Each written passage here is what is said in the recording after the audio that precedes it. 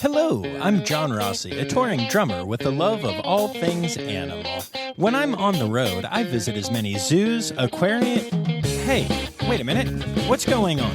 Hey, what's going on there? Hello? Hello? Hello? We interrupt your regularly scheduled program to bring you Rossifari Zoo news. News you can use from the world of zoos and conservation.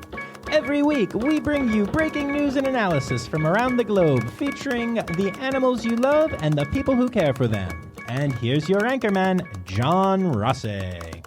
Hello, hello, hello. Welcome back to Rossifari Zoo News, your look at everything going on in the world of zoos, aquariums, conservation, and general animal weirdness. My name is John, and I am here to remind y'all that Rossifari Zoo News is a crowdsourced zoo news program. So if you happen to see anything that you think is zoo newsworthy, go ahead and shoot it to me, rossifaripod@gmail.com, or tag me in it, at Rossifari on the socials and at RossifariPod on the TikTok machine. And whether I use your story or not, I'll say your name at the end of the episode. Yay! All right, so as I'm sure you've all seen on social media, the big news from my world this week is that I went back and played the drums with Emily the elephant at Woodland Park Zoo. It was awesome and magical and did all the things you think it was, and I can't wait to share more about it in an upcoming episode, and also, of course, more on social media. But I do want to take a moment to thank Woodland Park Zoo for being just such an incredible friend of the podcast. Drumming with an elephant. I still can't quite get over it, honestly. And that actually leads me to a story that I'm going to share here with y'all, because I know you enjoy these types of stories. Now, this fits firmly into my, I don't know if I should share this or if it sounds too much like bragging category of conversation, but I find that I always get positive feedback when I share these. And honestly, I really just can't believe that my life is my life sometimes. So, here you go. The reason I got to drum with Emily again is that I was in Massachusetts playing a couple fill-in performances of $1 Million Quartet out at the Cape Playhouse on Cape Cod. Now, I played the final two shows of the run, the matinee and the evening show on Saturday of last week. And when I looked out at the audience, I noticed that there was a family. It's like a mom, dad, two 20-something-year-old daughters, I assume. They came to both shows, sitting in the front row both times. And each member of the family wore a different piece of $1 Million Quartet merch to each show. Now, to do the math for you, that is 8 different pieces of MDQ merch in a single day. Now, I was only subbing the show that day and had done one other one, but apparently they saw the show 10 times during the couple weeks that it ran at the theater, from what the guys in the cast who had done the whole run told me. And these people didn't do the stage door thing or anything, so I don't really know their story, but some of the merch they had was from the original tour of the show before I was involved, and some was from the various tours I've been a part of, and some I assume was from other regional theater productions, because I didn't recognize it. And remember, I've been associated with the show since 2015 at this point, so me not recognizing some of the merch is pretty shocking. Even if I didn't do a run of a show, I usually have friends that did or whatever and have the merch. So yeah, these people are clearly huge MDQ fans. They also sang along quietly, not disturbing people, and knew where to look for the jokes, and were tapping each other during the emotional parts and just all kinds of stuff. They were clearly huge fans of $1 Million Quartet.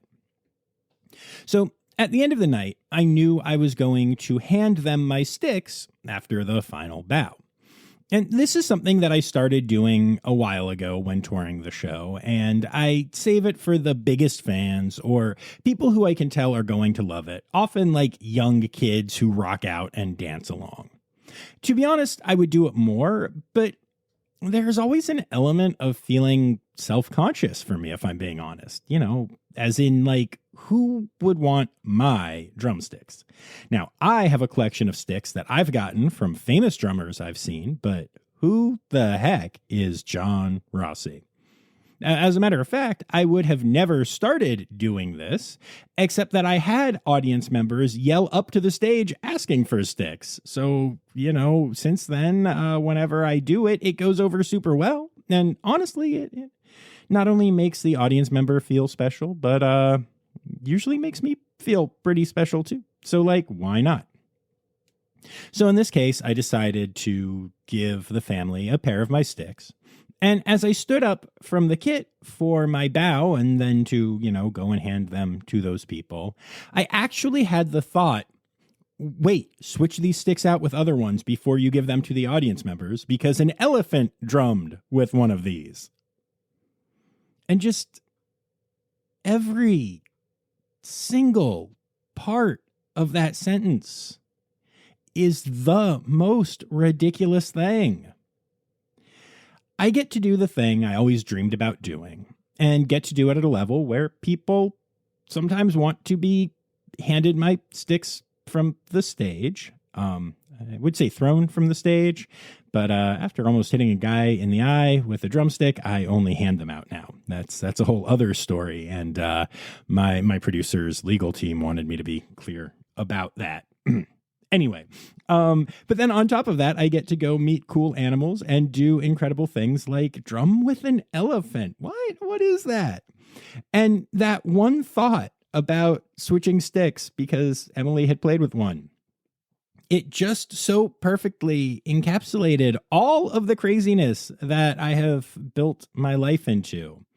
And it really left me feeling super proud and honestly even humbled. And normally I get annoyed when people say they're humbled by an experience or a thought because if anything, they feel good about it. But I did. I was like, why is this? Why?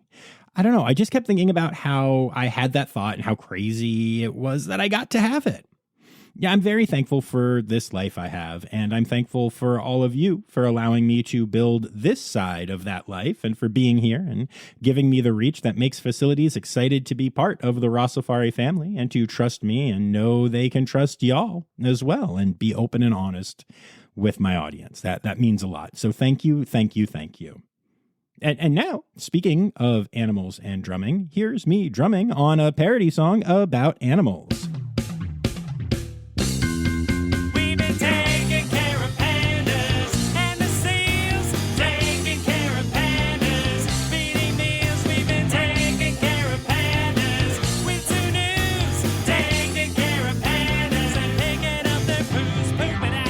All right, so we don't really have any huge headline story this week, which I am actually pretty excited about, in part because it means there isn't anything crazy I have to report on this week, and in part because it means I can take more time talking about births, because, y'all, we have had a lot of births in the last few weeks, so let's get right to them.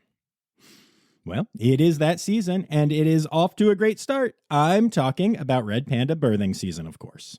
And we start off this section by announcing that Raji, the female red panda at Seneca Park Zoo, has given birth to a single cub.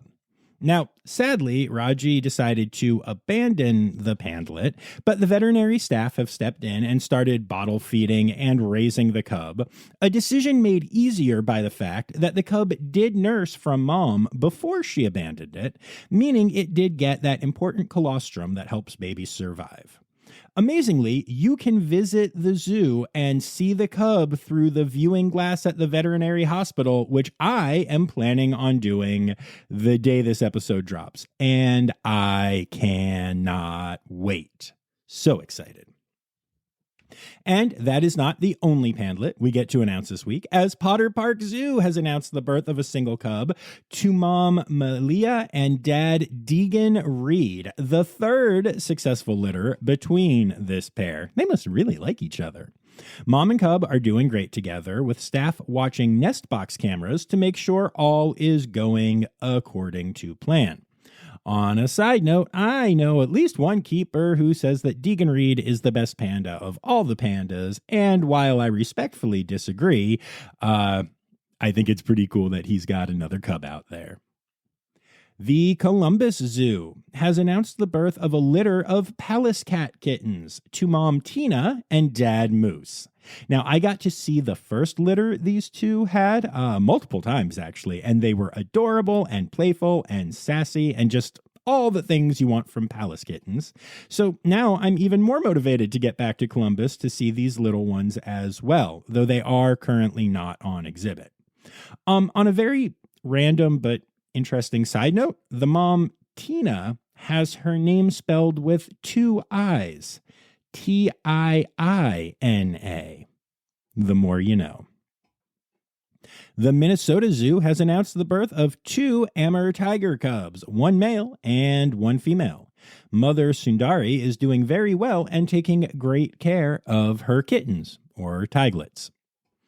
The Toledo Zoo has announced the birth of a Bornean orangutan. Now, this little one is not only very adorable, but comes from a very important genetic match in the SSP.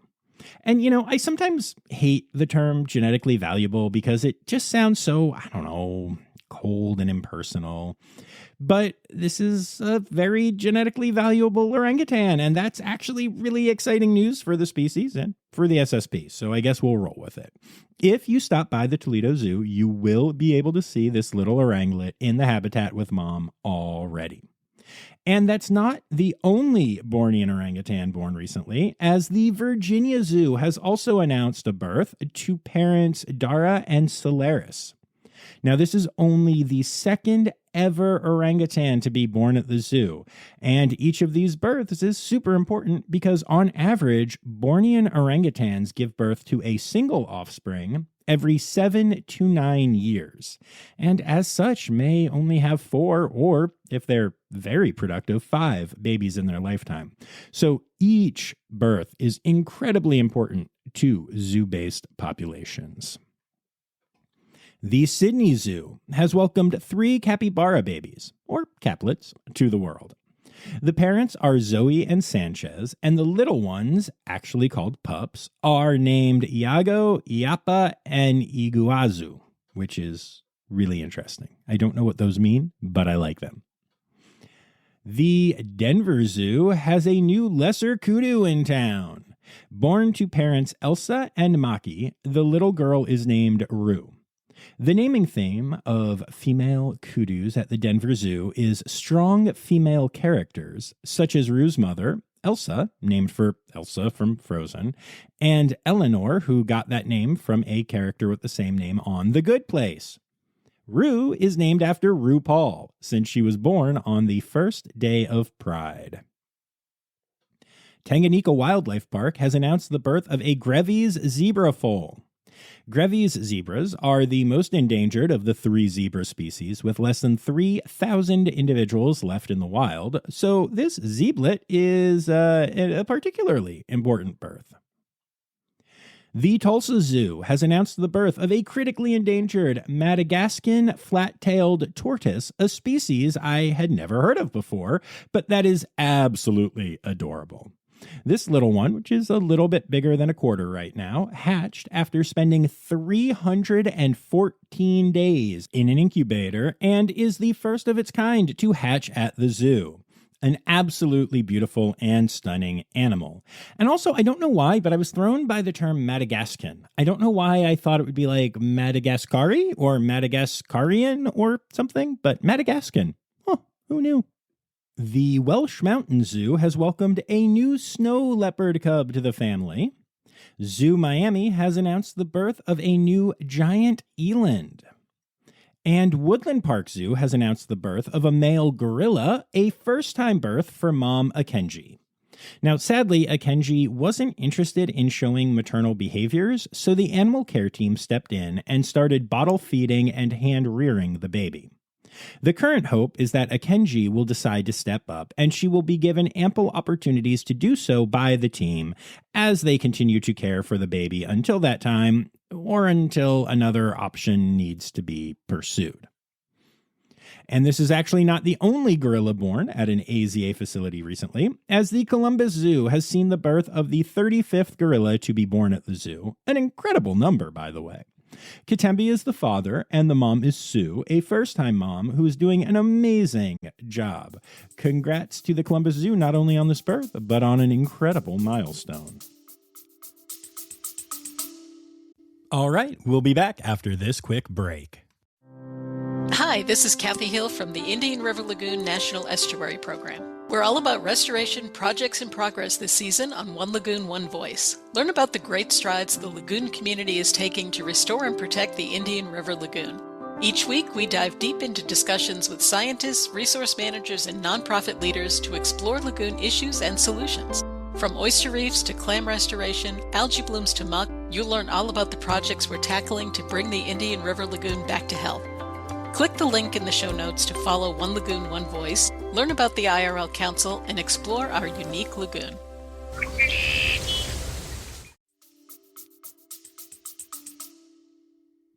The Bronx Zoo has announced the hatching of a pair of Baja blue rock lizards. This is an incredibly rare species that can only be found in the wild on the tip of the Baja California Peninsula in northwestern Mexico.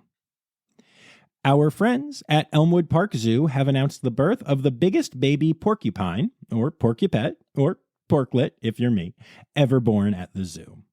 The baby continues the zoo's tradition of naming porcupines after utensils, and this big one is named Griddle.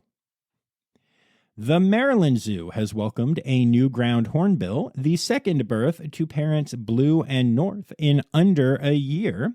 And along with that announcement, the Maryland Zoo has also welcomed a new female chimpanzee to their troop. Altina Wildlife Park has announced the birth of 2 African serval kittens, one male and one female.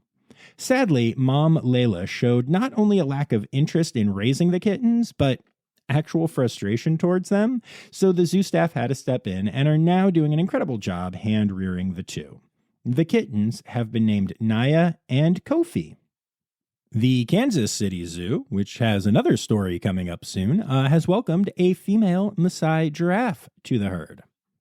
The bird team at Zoo Atlanta continues to have an incredible streak of hatchings happening, with the first ever births of red and yellow barbet chicks in the zoo's history. The Akron Zoo has announced the birth of a snowy owlet, or, as I would say, a snowy owlet. Oh. Anyway, baby owls look like Muppets, and this one is no exception. Parents Cirrus and Frost are doing an incredible job taking care of their owlet, which will be publicly visible at a later, less ridiculously hot date. And last but not least in this section, the National Zoo and Aquarium in Canberra, Australia has announced the birth of a koala joey to Mum Matilda and Dad Bailey. The joey, or koalet as I like to say, is a girl. And that brings us to our deaths for the week. And we start off this section saying goodbye to not a zoo animal, but to a beloved animal that was featured on the podcast a while ago. Fruit the frog has passed away. Fruit was a White's tree frog who lived with Sammy Ray, the lead vocalist of Sammy Ray and the Friends, an incredible Brooklyn-based band that I'm in love with. Sammy, along with drummer Seabass and my good friend James, their bass player, came on the podcast a few years ago to share all about their creative endeavors, and in the process, we talked about Fruit a lot. I love the music Sammy Ray and the Friends makes, but I've always loved it 10% more, knowing that a little tree frog was the mascot of the band and that Sammy Ray took giving him the best life just very seriously. Fruit will be missed. And speaking of animals I loved, the Columbus Zoo has said goodbye to Bruce, one of the ambassador bat-eared foxes who called the Animal Encounters Village home. He was named after Bruce Wayne, get it? bat-eared fox, Batman, and was one of the animals with the most personality among the AEV animals, which is saying something. It's so sad to think that Bruce and Ivy are no longer there, being adorable and making so many people fall in love with their species, since, Ivy passed in March. But it's also somewhat poetic that they passed away just a few months apart after being an inseparable duo for their fans for just years on end. And then the last thing I want to talk about in this section is that the Dublin Zoo is currently in the midst of an EEHV crisis, and it is absolutely heartbreaking. On July 1st, the zoo announced the passing of Avani, an 8-year-old female Asian elephant. They followed this up by saying goodbye to Zinda, a 7-year-old female, on the 7th of July. And then, on the 10th of July, they announced that Asha, the 17-year-old mother of Zinda, has also been diagnosed with the disease. Now, as of the time of this recording, Zinda is still being treated for the disease, and there is hope that she will pull through. In fact, her slightly older age may actually be a benefit in the battle against EEHV, as her body has had more time to develop antibodies to fight the infection. And I have two things I want to say about this whole situation here. First of all, I cannot even imagine what the animal care and veterinary teams are going through at the Dublin Zoo at this time.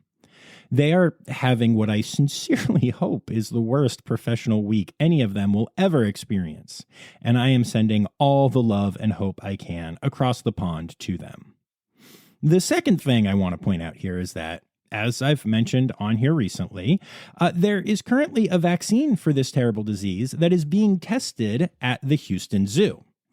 And I am just beyond impressed that this vaccine has been created and is being tested. But I'm also just so grateful for scientists who know they have to do things the right way and take the time to do so.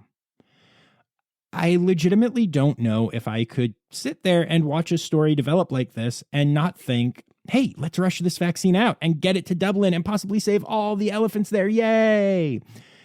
But the truth is, it could do so much more damage or create a new strain of the disease that is vaccine resistant or cause so many other problems for elephants that the team is right to wait. I'm so glad that we have scientists who understand all of that and who take the process seriously, because I know that cannot be easy, especially in moments like this. But that's also when it's the most necessary. Sending all my love to everyone in Dublin going through what they're going through right now. And then that moves us to the rest of our Zoo News stories for the week. A big shout out to the Oakland Zoo, which continues to do incredible work rehabilitating local wildlife along with their actual, incredible zoo and conservation efforts. The latest local patients are 3 wild condors being treated for lead toxicity. One of the birds is actually from Southern California, but wasn't able to be treated by any zoos in the area because it potentially has highly pathogenic avian influenza, which could be devastating to the populations of condors held at those zoos. So the Oakland Zoo decided to take her in. The other 2 condors are also females, but they're from the Big Sur area, one of which is a mother to a young chick that is being cared for by its father as the mother finishes its treatment. The hope is that all 3 birds will be fully rehabilitated and returned to the wild, though obviously the potential avian influenza situation could mess with that hope and plan. The giant panda announcements keep coming as China prepares to send even more of these bears into zoos around the world. The latest announcement comes from the Hong Kong Zoo, which will be getting a pair of the bears later this year. Now, this may seem a little confusing to some of you, as you may be thinking that Hong Kong is a part of China, so this isn't so much an export of pandas as it is an internal transfer, so to speak. And you're both right and wrong on that count, as Hong Kong is a special administrative region of China with its own governing and economic systems that are distinct from those of mainland China. So while it's not quite as big of a diplomatic gesture as sending pandas to, say, the United States or Australia, it's still a pretty big deal. And it's definitely a big deal for Hong Kong, so congrats to the zoo there. The Welsh Park Zoo did something really amazing and unique for Pride last month. They started a program in which they donate their excess first aid supplies to the Southern Arizona AIDS Foundation, which then redistributes the products to the community, helping to prevent the spread of HIV/AIDS and hepatitis. Now, I'm sure that you remember my friend Muffy, the white-cheeked gibbon who lives at the Nashville Zoo. Well, she recently celebrated her 55th birthday. Now, you may remember from that episode that she is the oldest white-cheeked gibbon in human care in the U.S., and she is just an absolute queen. As you would expect, this led to a huge celebration of her birthday with a fairy tale-themed party featuring some of her favorite treats. For an older gal who just loves attention, I'm sure this was an incredible time, and I darn well better get my invitation to her 56th birthday party, just saying. Maritime Aquarium has announced a new exhibit that I think is pretty cool, as it incorporates all kinds of different things that tie together nicely. The exhibit is called Travel Back in Maritime, and in it you will see current species native to Long Island Sound, along with fossils and representations of their family lines dating back to prehistoric times. Couple these items, and the animals of course, with a 4D film that looks at the sea monsters of prehistoric times, along with signage that really digs into the evolutionary history of the animals that you're seeing live in this exhibit, and you end up with a really comprehensive time travel experience at the aquarium. So make sure you go check it out. The Taipei Zoo has partnered with the Pingtung Rescue Center for Endangered Wild Animals and the Taiwan Biodiversity Research Institute to do a study analyzing the births of over 50 Chinese pangolins in the wild and in human care. The study focused on a few things, including what has been working in breeding in human care, as well as the differences between pangolin babies born in the wild as opposed to ones born in human care. Now, this study comes at a time when pangolins are starting to be born in human care with greater success, something that has not been the case for a long time, which is a big part of why you don't see many pangolins at zoos in the United States. There's actually a whole story about that, but it's too detailed and dramatic to get into right now. Interestingly, with successful pangolin births in human care, the babies tend to be born significantly longer and heavier than their wild counterparts, and they gain weight at nearly double the rate of pangolins born in the wild. Also, they are born year-round because mating happens year-round as opposed to seasonally in the wild. So all of that, on the surface, seems really promising to me. I mean, we always talk about how we want, animals in human care to still just be the animals, but those all sound like more positive developments, I think. So here's hoping we are able to continue to learn and then figure out ways to successfully breed pangolins, the world's most trafficked species, in the United States. The AZA should absolutely be at the forefront of saving this species, and I believe a big part of that is raising awareness by having a successful zoo-based population, and also by working on creating a breeding population for release back into the wild should the need arise. As of right now, the only AZA facility in the United States that actively exhibits pangolins is Brookfield Zoo. There are a few others that house them, but yeah, Brookfield is it right now, and that's just not enough for me, so hopefully we learn from this. A quick congratulations to the Philadelphia Zoo, which turned 150 years old on July 1st, making it America's very first zoo. I mean, it was already America's very first zoo, but now it's 150. You know what I mean. Anyway, happy birthday to the Philadelphia Zoo. The Houston Zoo had to close for 5 days this week following Hurricane Beryl. All animals and team members were able to survive the hurricane with no issue, but cleanup and maintenance issues made it necessary to close for these multiple days. I actually really appreciate the fact that the zoo just announced right away that they would be closing for multiple days, because I'm guessing that made them feel not rushed and also didn't force them to have to decide, like, on a day-by-day basis with everything else going on, oh, geez, can we open tomorrow? It was a good way to just handle the situation. And then I'm going to end this section with a quick story from the Kansas City Zoo, which recently put up an incredible social media post showing a chimpanzee named Rue holding a frog. And I know what you're thinking, but no, the frog was not destroyed. In fact, Rue has had many recorded incidents over the last few years in which she interacts with local toads and frogs that she finds in her habitat, and every time she is gentle and curious, not only causing no harm to the little animal, but also ensuring that none of the other chimps in her troop get too close. Sometimes she will even place her amphibian friend on her back and take it on a ride through her forest habitat. The story is just so beautiful. What an amazing, amazing girl. And I've said it before, and I'll say it again. I don't think there is a zoo in the country I'm more eager to get to right now than the Kansas City Zoo. From stories like this, to Obi the tree kangaroo Joey, to featuring all 4 of my favorite animals, to Littlefoot the penguin who made it all the way to the finals in Penguins International's March of the Penguin Madness, to the incredible social media work the team there is doing daily, I just really need to get there. I am literally obsessed with a facility I haven't even been to yet. Absolutely incredible. And that brings us to Conservation! Conservation! News time! Oh yeah! All right, so we already mentioned Hurricane Beryl briefly, which, by the way, might be the worst name for a hurricane ever. But anyway, this is a hurricane that recently moved up the coast of Mexico before heading towards the United States. And the government of Mexico did everything it could to evacuate its citizens living on beachfront property. And I don't just mean the human citizens, but the sea turtle eggs that have been laid along the coast as well.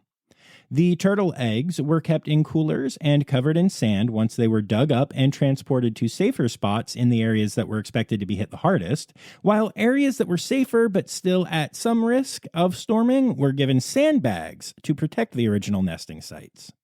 Now, while government conservationists agree that removing the eggs isn't the best thing to do for them, there was a very real belief that all of the eggs that were removed would be lost if not for this effort. So even a low hatch rate at this point would be preferable. I am so grateful to the people who moved so quickly to try to save sea turtles. All right, we'll be back after this quick break. What if I told you scientists discovered 100 new species in the deep ocean? Why did crocodiles survive extinction? Megalodon.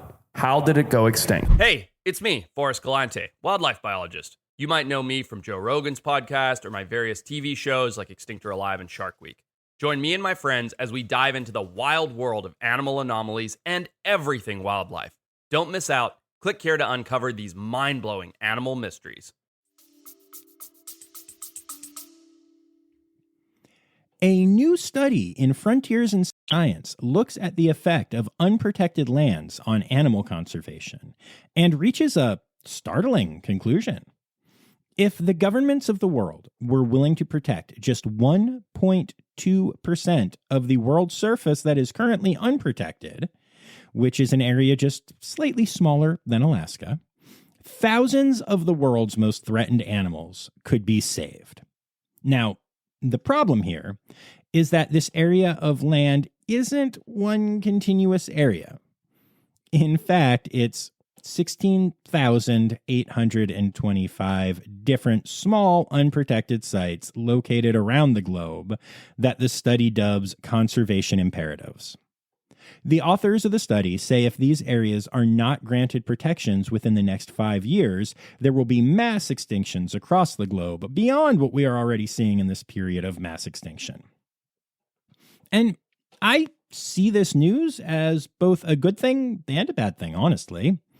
First of all, that's not a lot of land. We protect a lot more than that already. And secondly, since it's broken down into a huge number of conservation imperatives, it means the land is spread out. So it's not like saying we have to shut down everything going on in an area the size of Alaska. But it also means that every one of those conservation imperatives is going to have its own government and its own citizens and industries and all kinds of unique factors. A lot of stakeholders, y'all. So getting those lands protected isn't one battle, but is 16,825 different battles. And so that's like the tricky part, but also they're much smaller battles, which is good. So it's definitely an interesting discussion to have, and hopefully this study can help with land protection efforts around the globe for the next few years. And then last but not least in this section, here is, we'll call it a topic that's a little dicey, I'd say. You know, it's one of those things I think a lot of people are going to feel some kind of way about, myself included. There is a competition in New Zealand, okay? Now, it's a hunting competition, but it's hunting an invasive species. In fact, it's hunting several invasive species, but one in particular that is an invasive species that does a lot of damage to the animals and even some of the plants that live in this area that are native to this area. And actually, the main animal we're talking about here does that to a lot of animals and plants across the world in general. It's an invasive species we talk about on here a lot that is responsible for the deaths of countless native animals every single day. And if you haven't guessed it yet, yes, I'm talking about cats, specifically feral cats. And I feel like there are at least some of you who were listening just now going, oh, that's fine. Oh, invasive species are bad. Oh, hunting is used to get rid of invasive species sometimes, and that totally makes sense. And oh my God, did he just say they hunt cats? Like little kitty cats? Oh my God, no. As you then clutched Mrs. Bottomsworth too close and ended up with scratches for it. So yeah. Okay, this event takes place in North Canterbury in New Zealand, and it's a competition that allows adults and children in the area to hunt feral cats along with deer, pigs, ducks, possums, and rabbits, all of which are also invasive species to the area. But nothing gets more attention than the feline category, which is prizes of $500 for the most cats killed, like in number, and $1,000 for the biggest cat killed. Now, this is a particularly sensitive subject in New Zealand, which, as an island nation with a lot of unique wildlife, is even more susceptible to the dangers of feral cats than other areas, but which also has one of the world's highest rates of cat ownership per capita, with close to half of all households owning a cat. So it's a super interesting and often frustrating discussion when it comes to the discussion of the hunt in general and the cat part of it specifically. Now, so-called animal rights activists are obviously up in arms about the event, while its defenders say it is important for native animal conservation. The activists, of course, claim there is no form of conservation that involves killing any animals at all, which is obviously not true. But they're cats. They're little kitty cats, y'all. I'm genuinely curious. Where do you fall on this idea of this hunt? So curious what you're thinking, y'all. Let me know. It's time for other news. It's time for other news. Hey, now, right now, it's time. It's time for other news. Hey, it's a segue to the part called other news. All right, so speaking of cats, Vermont State University's Castleton campus had a unique graduate this last semester, Max, a cat that has roamed the campus for the last 4 years. The cat is a bit of a legend on campus, where he will often catch rides on the top of students' backpacks, show up during campus tours, and even wander into packed lecture halls looking for attention. Over the last few years, as the legend of Max has grown, the university started listing him on their staff directory and even gave him his own email address. So this year, the university decided to bestow upon Max an honorary Doctor of Literature degree, officially making him part of the graduating class of 2024. Now, if you're like me, you may be thinking that while this is a very cute story, it's also surprising that a school has embraced a feral cat while allowing it to roam freely and remain a stray. Well, that's where the story gets even weirder, as Max isn't a feral cat. He lives at a house down the street from the main entrance of the campus with the Dow family, but they let him be an outside cat, and he embraces this by visiting the school regularly. It's a cute story. It's a great pun name for the degree, but I'd be remiss if I didn't mention that allowing cats to be outdoor cats is a real problem for the cats and for the environment they wreak havoc in. And, honestly, this is why there's a cat hunt in New Zealand right now, y'all. It's a real problem. Look, in truth, most outdoor cats suffer and cause a lot of suffering, and a very, very small percentage of them ever even get bachelor's degrees, much less doctorates. So it's really not worth the risk, y'all. Keep your cats inside.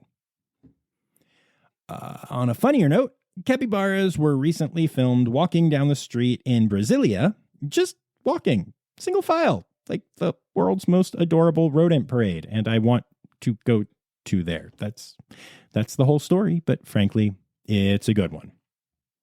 And then last, but not least in this section, remember that whole Przewalski's horse thing? And there were 2 that were rescued recently, but one we weren't sure if it was a Przewalski's horse or not. They got the DNA back, and it is apparently a true 100% pure Przewalski's horse. I don't know how these 2 horses got into the pipeline. One of them, Fiona, the female, is apparently, the people who have it and now know that it is a Przewalski's horse, have said that they want to do the right thing and get it to a zoo or something. They'll figure it out. But those who own Shrek are still saying that they should get to keep Shrek and hold on to Shrek and just have a male Przewalski's horse because they saved it from being turned into Przewalski's glue. And I get it, but no, it's an endangered animal, and no. So we will continue to follow this story. But yeah, 2 Przewalski's horses just out there in the world, just like you would expect, just in the rescue pipeline. Craziness. Animal, animal, animal holidays. Animal, animal, animal holidays. All right, it is July, which is Plastic-Free July, National Bison Month, Parks and Recreation Month, and Wild About Wildlife Month. Then for our individual days this week, we have absolutely nothing on the 12th or 13th, which makes it frustrating that on the 14th, we have World Orca Day, World Chimpanzee Day, and Shark Awareness Day. The 15th is Arctic Sea Ice Day and I Love Horses Day, and the 16th is Guinea Pig Appreciation Day, and those are your animal holidays for the week.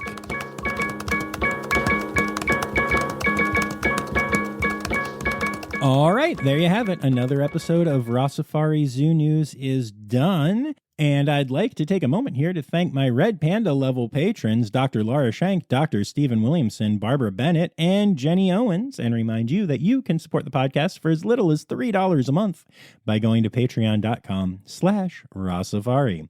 I'd also like to thank everyone who contributed stories this week, including Anya Keene, Colleen Lenahan, Kim Cooley-Croninger, Carrie Kirkpatrick, Kevin Williams, Emily Rockbuck, Melissa Reed, Dr. Zoe Rossi, Elizabeth Charles, Matt Patford, Dr. Laura Shank, Lizard Dunlevy, Ali Malensky, Kay Malensky, the Malenskys,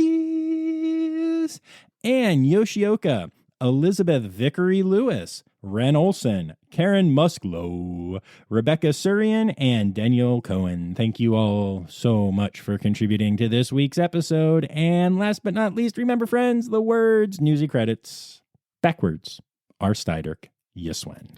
The Rossifari podcast is produced, hosted, and engineered by John Rossi. Editing and fact-checking by John and Dr. Zoe Rossi. Our theme song is Sevens by Nathan Burke, performed by Nathan and John. Interrupting John theme and additional voices by Taylor Isaac Gray. You can reach John directly on Instagram and Facebook at Rossifari or by email at rossifaripod@gmail.com. Rossifari is part of the Daydreamer Media Network. Now, stop listening to me and go visit a zoo.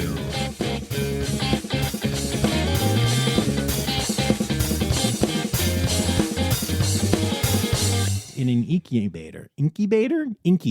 God.